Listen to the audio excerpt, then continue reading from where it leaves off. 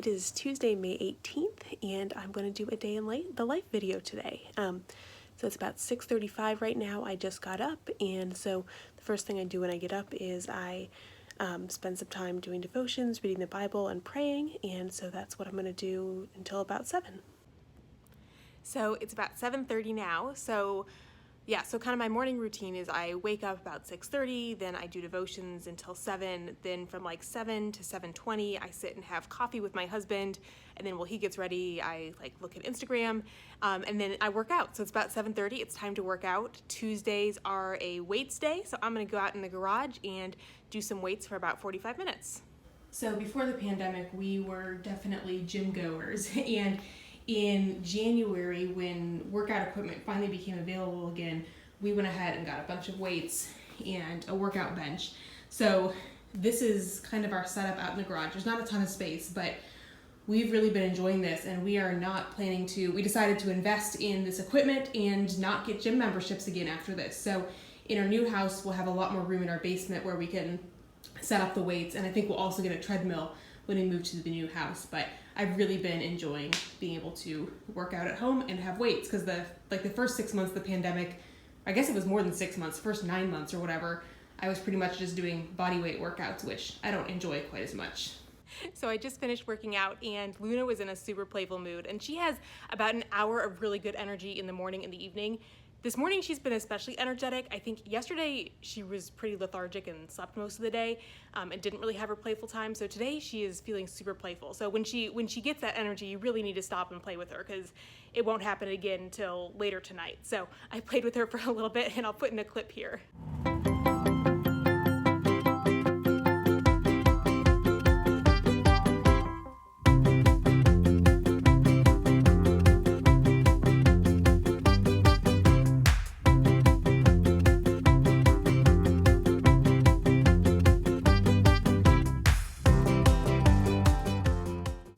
So at this point, I've taken a shower, I have made a smoothie, and I am ready to get started with things. It's about 9 o'clock now, and that's sort of my goal, is that I'm done with my workout and ready to go by 9. I have already, sorry, I have trouble finding the spot there. I've already answered work emails. That's really the only thing I need to do for work today. I'll need to check my work emails later on, but and I guess I do have these interviews scheduled. These are for teaching assistantships for grad students. So these are quick, 15-20 minute interviews. So those won't take a lot of time, but I can't forget about those. So this is kind of how I plan my day. I try to take all the tasks and transfer them over to times. There are a couple things, these are some kind of home to-dos. These are sending a birthday card and then sending something to our builder, the tiles that we picked out.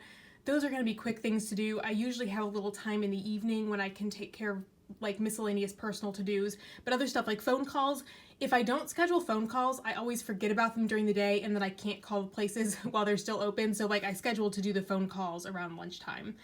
The only thing, designing might not happen today. I really do need to work on getting all of the August releases finished up.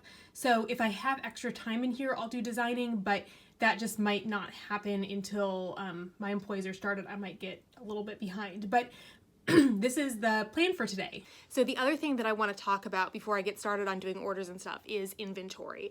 So most shops, there's two main ways that people do their inventory. So number one is ready to ship, and that just means that you have everything is stocked, and if you have 5 in stock, then online it says you have 5, so people can only order what you have. The other way is made to order, and so that way you keep very little to no inventory, and you get a batch of orders, and then you get what's called a pick list, where you can see everything that you need. So your pick list will look at all the orders, and it'll say you need 50 of this kit and 30 of this sheet, and then you can go ahead and make them. So shops that tend to have a large number of items tend to be ready to ship, just because it's really hard to, if you get a pick list and there's 200 different items that you need, it's a lot of work to make all those different items.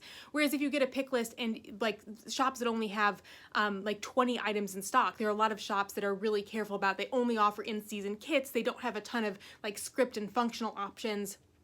And those kinds of shops are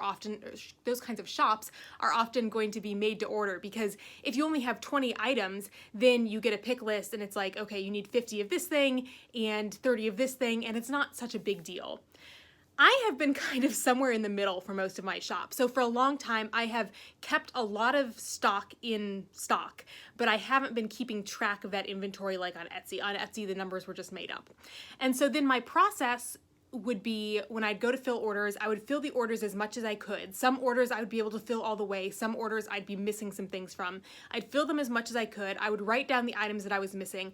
I would go make those items. But then as I would make them, I would make a bunch more so that it would be back in stock. So maybe I only needed one no school script, but I would make like 10 no school scripts. So now that's kind of restocked and it's ready for next time. And I mean, that worked really well for a long time, but it's not super efficient because you end up touching most orders twice. So in December, I'd closed my shop for 2 weeks for Christmas. And during that time, I took a full inventory. And when I reopened, I was ready to ship.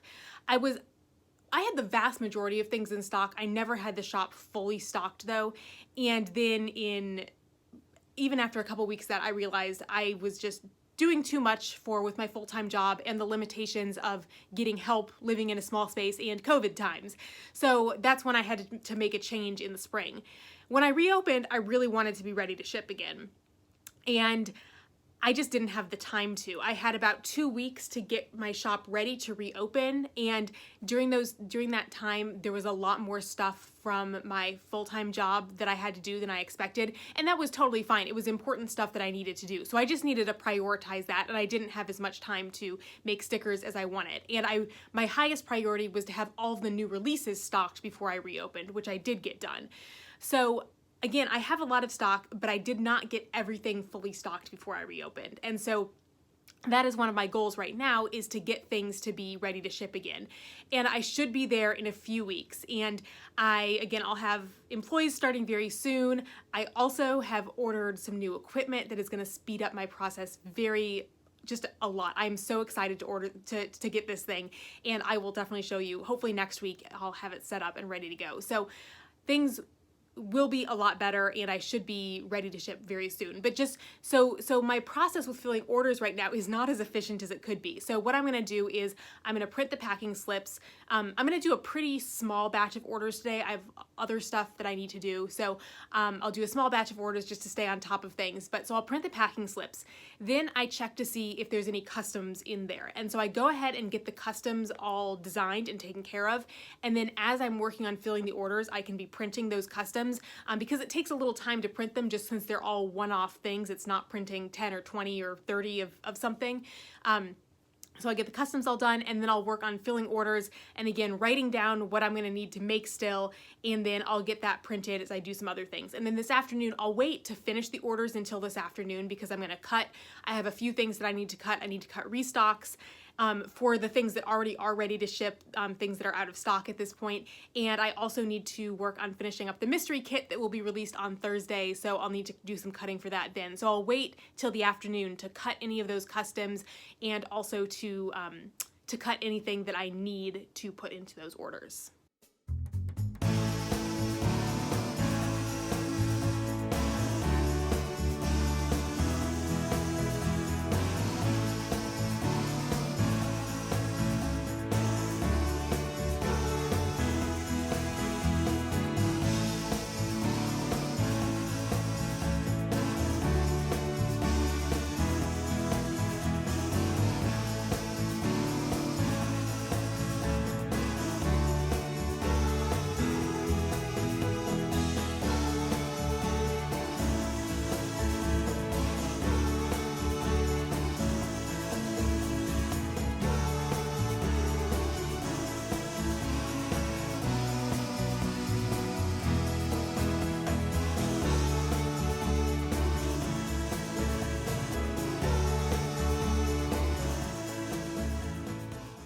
Okay, so I am done getting the orders prepped. Fortunately, there's not too many things that I have to make, so I'll be now, as I do other things, I'll be printing in the background, so printing what I need to finish these orders up, and also some things that I want to restock, and also stuff for the mystery kit. So printing a whole bunch of stuff that I will be cutting this afternoon.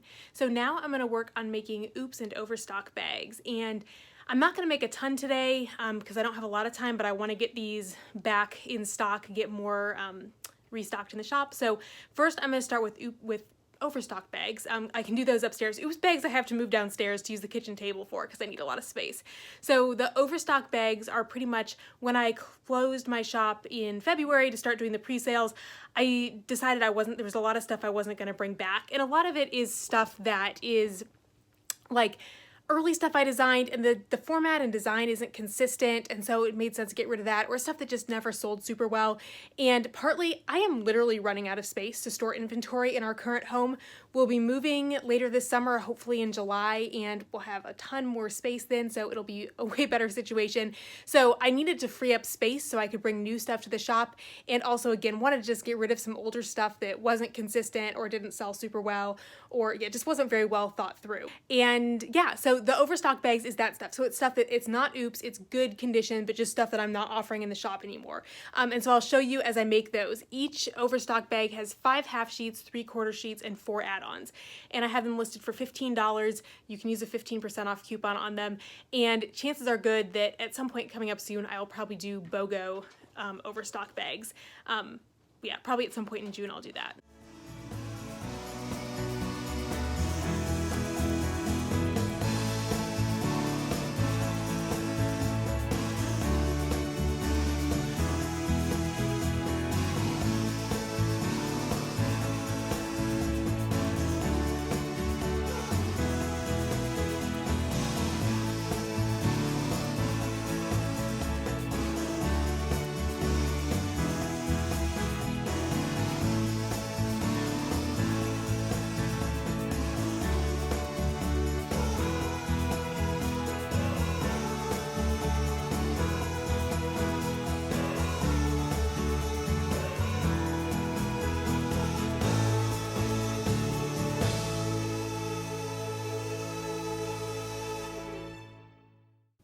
Okay, so I have my finished pile of Overstock grab bags. Again, I didn't make a ton today. Mostly, I don't have a lot of time. I want to make enough so they're restocked, but it's not my highest priority.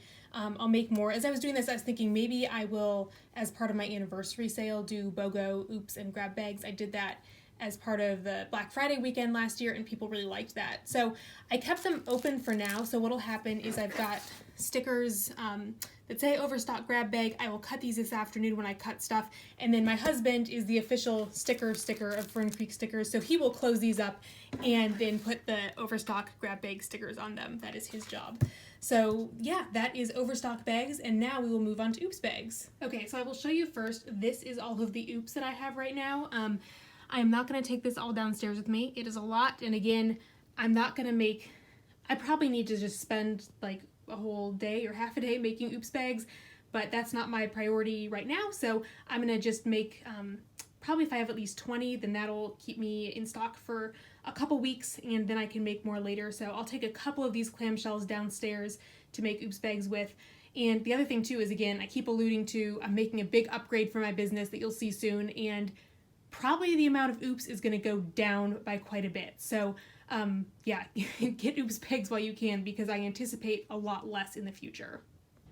Okay, so here's how I make oops bags. And so for me, I want oops bags to be high value for you.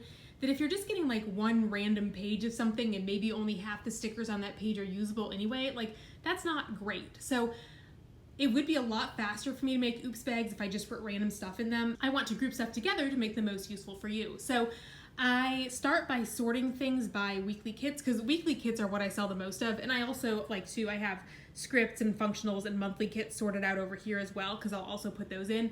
But I want to put things from the same kit together, so then I can grab like, you know, 3 sheets from the same kit that go together and put them in an oops bag. And so that gives you a lot more to work with. And there's some stuff like, you know, this is an older kit that I only have 1 sheet from this. So there are some one-off things, and you will get one-off things in your oops bags too, but I want to give you a good grouping of things. So again, kind of like the Overstock bags, I'm going to work on assembling these now.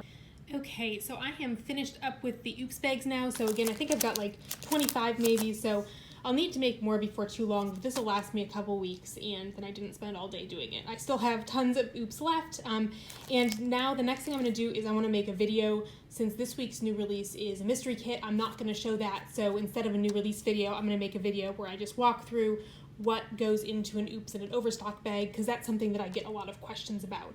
And I already did my first interview with the grad students, and I have the next one in 15 minutes, so I'll probably have time to get set up to do the video, and then I'll do the interview, and then I'll actually film it. Okay, this is the third time I'm recording this clip because I kept having things in screen that I can't have people see. So I just finished recording the Oops and Overstock video, so I thought I'd show you my filming setup. This is very like rudimentary, but I've got one of those arm tripod things, and then I put this is a piece of vinyl I put down here, and then what I do is right now I'm just using my phone, so I put my phone up there to record, but then I plug it into my computer, and so I can see my phone screen on the computer, so that way I know that I'm in frame. It's a little weird because this is, I have a standing desk, so I'm standing up while I film, but I mean, I like standing, although sometimes I've been hitting the desk and like making everything move, so. But yeah, that is my, my little filming setup. So I just had lunch. I had a bunch of fruit and some leftover pizza. And while I had lunch, I got the video edited from today. So it's exporting now, and I'll be able to get that uploaded soon. So that's great to have that done. And I also got my phone calls made. So I'm pretty well on track. It is 12:55 right now, and I wanted to start cutting at 1. I still need to start making some kale chips for dinner.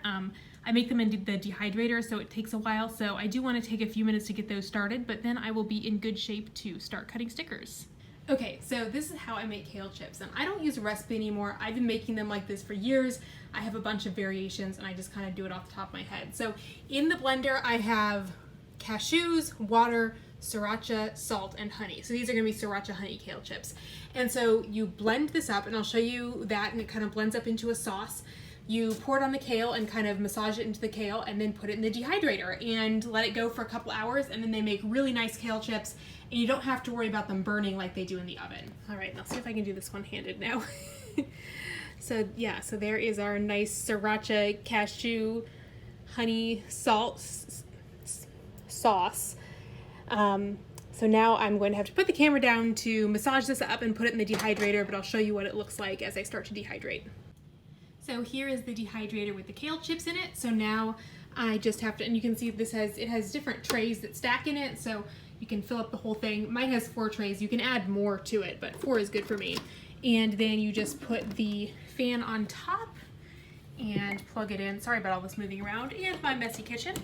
And then it starts going. And let me just check. Yes, I want to have it at the highest temperature, and then I'll keep checking on this. It does make the whole house smell really good when you're making these, so the whole house will start to smell kind of like Sriracha soon, but I'm not mad about it. Okay, so now it is time to get cutting, and I'll be cutting for a few hours.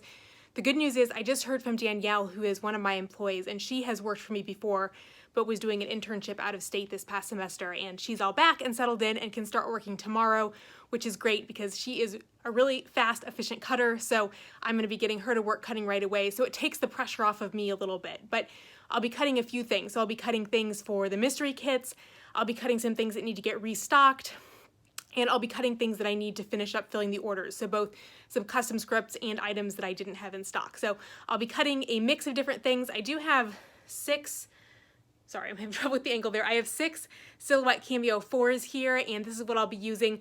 Depending on what I'm cutting, I may not use all of them.